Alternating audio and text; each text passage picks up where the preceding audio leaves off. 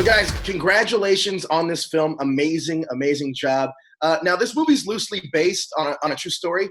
How did you become familiar with these events, and what significance do you think they hold today? Wow. Well, I came across this story, 15 years ago. A book was being written by Samantha Power and uh, about Sergio, and then I made a documentary about it. But I think there's something about the power of his story. He's a guy who saw the world and saw it very clearly and tried to find complex solutions, find solutions to very complex global problems.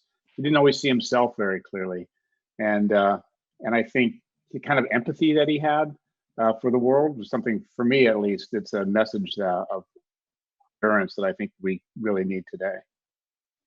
Yeah, Now, for me it was more like I'm also Brazilian, right? So Sergio was sort of also sort of a personal hero to me, and especially after he was killed in 2003, I came to know more about him, and after that, I read some of the Powers book and Greg's documentary as well. This is pretty much a film about like Greg said, about empathy. That's the most important thing for us.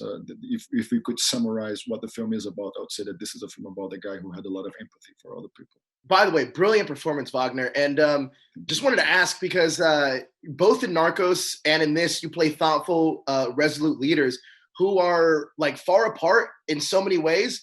But talk to me about the similarities and differences that you found playing a drug lord and also in playing this international political figure as well.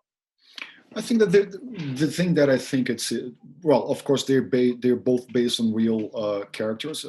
Pablo Escobar and Sergio Vieira de Mello really existed. They were both killed, and I think that I'm not particularly. I don't prefer doing characters that are based on real people. Actually, I prefer the freedom to not to have that responsibility towards other people's lives. Right. But I think it's important to, in the case of Narcos, for example, to put a light on a very specific moment in our history, especially here in South America. So we could understand how the drug trade thing began and how wrong and the big flop that the war on drug is. And also when we talk about Sergio, I think it's important to know that, especially nowadays where, with this coronavirus crisis, we can see how the world leaders are very unprepared and to do what they to be leaders, so when we have an example of someone like Sergio who had so much the high values and someone who could like we said, who could have empathy towards other people and who could see people and not as statistics or numbers. I think it's, and I think that to look at the history and to look at characters that were part of the history are always very important.